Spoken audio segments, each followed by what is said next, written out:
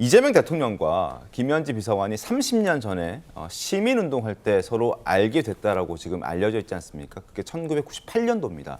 근데 그때 변호사로 활동하던 그 시기에 이재명 대통령이 당시 변호사로 활동하던 그 시기에 받아야 할, 이 대통령이 직접 받아야 할 수임료와 성공보수 이런 것들을 이재명 대통령이 받은 게 아니라 김현지 비서관이 실장이 받았다는 내용이 판결문을 통해서 저희 TV조선이 확인을 해서 어제 기사를 썼습니다.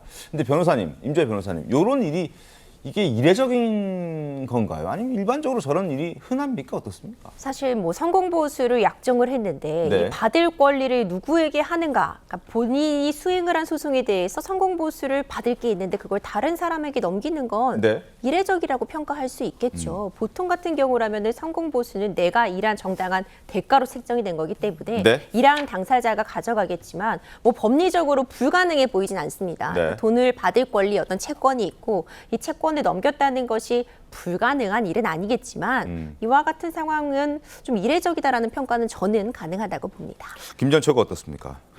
우선 그 강성필 대변인 뭐 저 보좌관이 뭘 그렇게 나와야 되느냐라고 하는데 이분에 대해서 만사현통이라는 이야기도 지금 나올 정도이고 또 더 나가서 국정감사 나오라니까 그 자리를 피해가기 위해서 제1부속실장으로 보내고 사람들이 연쇄 반응으로 인사가 있었지 않습니까? 그러니까 이 사람은 정체가 무엇인지 또 그 제1부속실장이면 국가 모든 기밀 서류나 보고를 다 받을 수 있는 자리이기 때문에 그래서 문제 삼는 거죠. 그리고 지금 TV조선 보도대로 이 외교 경력도 없는 그 차지훈 변호사가 유엔 대사로 갈 정도로 대통령과 친밀도가 있는 사람이 이 그 변호사 수임료, 그 성공보수 대납을 성공보수 반환을 그 소송을 하는데 이 이재명 변호사가 받아야 될 성공보수를 김현지 당시 그 시민사회단체의 실장에게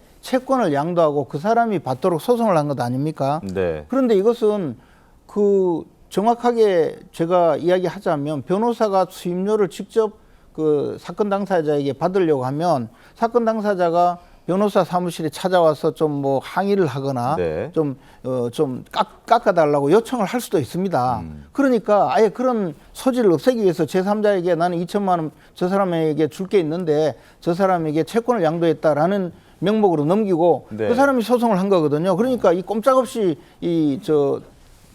사건 당사자는 성공보수를 내놔야 될 그런 걸로 만든 거죠. 쉽게 말해서 돈을 잘 받아내기 위해서 기술적으로 채권 양도 형식을 취하고 그 김현지라는 분이 채권자가 되어서 뭐 아주 그 강력하게 소송을 제기할 수 있지 않겠습니까? 네네. 그런데 그 변호사로 나선 분은 당시 이재명 변호사와 친한 사람인 게 틀림없죠. 지금 보면. 네. 그러면 이것은 그냥 돈을 받아내기 위해서 김현지 당시 실장에게 아마 채권을 양도한 것 아닌가. 네. 그러면 이 둘 사이는 뭐 과거에 나왔던 이 경제 공동체 수준의 굉장히 친밀한 관계라고 봐야 되겠죠.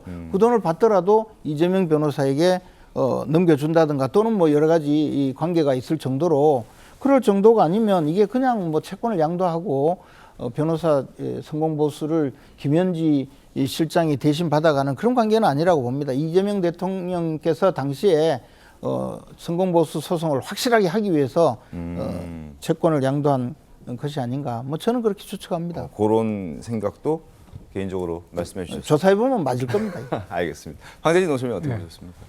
처음에 이제 김현지 비서관에 대해서 얘기가 나온 게 정부 출범하고 얼마 안 됐을 때 뭐 인사를 다 좌지우지한다 네. 이런 얘기가 나와가지고 그런가 저 그렇게 뭐 잘 알려지지 않았던 분인데 어떤 분인가 국민들이 당연히 이제 관심을 가질 수밖에 없죠. 네네. 그분이 이제 그렇게 실세라고 하니까. 네. 그리고 그런 줄 알고 넘어갔는데 이번에 또 이제 국정감사 증인 채택하는데 굳이 이분은 총무비서관인데 총무비서관은 당연히 나와야 되는 국정감사 그동안의 관례로도 쭉 나왔고 예산하고 인사를 담당하기 네. 때문에 그러니까 이게 국정감사라는 게 기본적으로 살림살이 잘하고 있는지를 보는 건데 국가 돈을 가지고 그러니까 그 살림살이 돈을 그 관장하는 게 김현지 이제 총무비서관이니까 그 당시에 나오는 게 당연한데 왜 굳이 감싸느냐. 그래서 국민들은 또 두 번째로 아니 이 사람이 도대체 누구길래 왜 이렇게 감싸고 감추려고 하는 거지?